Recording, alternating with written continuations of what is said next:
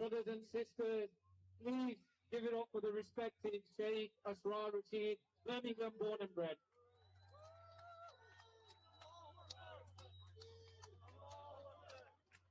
I wanted to say that if Palestinians did not have weapons, their state today would be what happened to the Bosnians, that they would be slaughtered.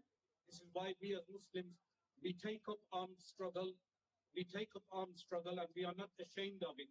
We have jihad in our Quran, and jihad is standing up against oppression. And what the Palestinian people are doing today is armed struggle, is to stand up against the bankers' state, which is known as Israel. Today, when people vote, they think they are voting for foreign policy. But let me tell you something, Keir Starmer's foreign policy is written out for him by those who finance him and by the bankers and the corporations. Do not think elections will ever affect foreign policy. He may have his budgets, he has his budgets and the Conservatives and the Labour Party, they only differ on how they will spend the budget. But their foreign policy is written out by think tanks. Those think tanks are controlled by corporations. Those corporations are controlled by the chairmen of those corporations. Those chairmen of those corporations will be linked to Mr. Donald Trump and Mr. Benjamin Netanyahu, who are war criminals.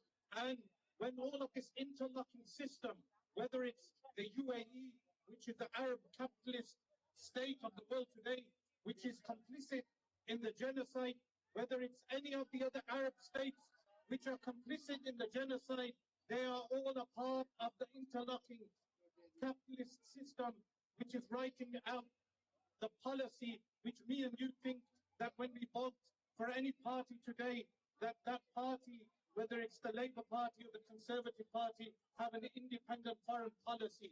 Foreign policy does not change.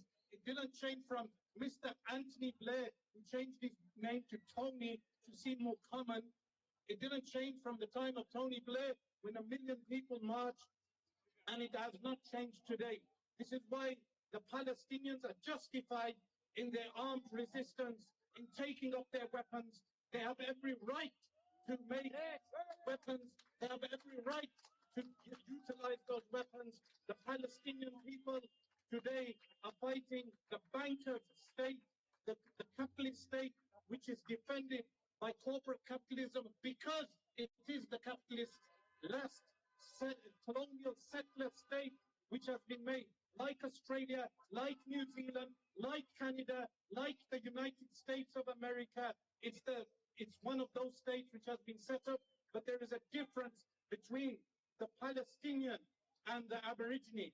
The Aborigines were a great people. The Native Americans were a great people. The Palestinians are a great people.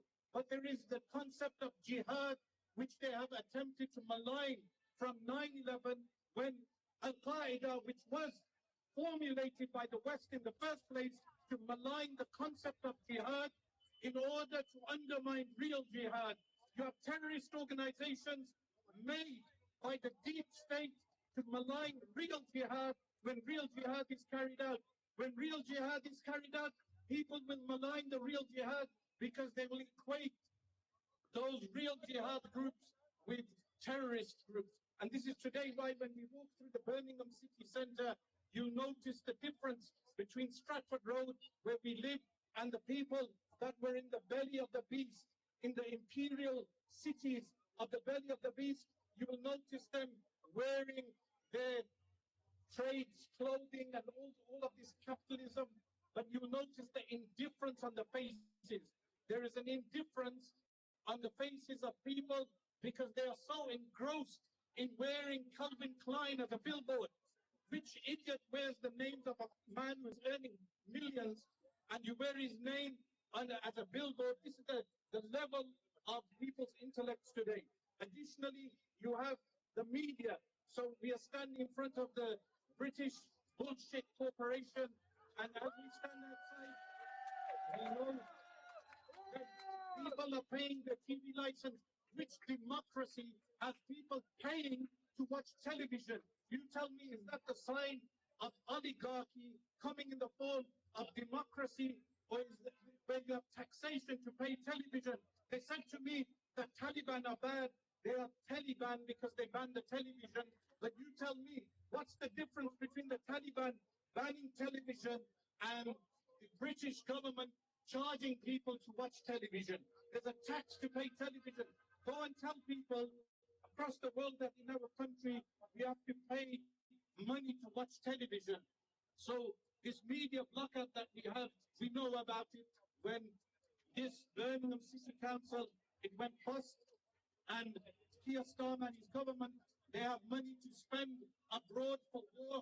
They have money to send RAF jets across to defend the Zionist entity, yet they do not have money for the homeless in Birmingham and London. They do not have money to clean up our streets. And there are people who work in the council who do not even realize these basic facts. We are taxed so much today in this country that our tax is utilized for war. We have the black budget, which is given to the MI5 and the MI6. I'm sure some of them are present. Welcome to them as well.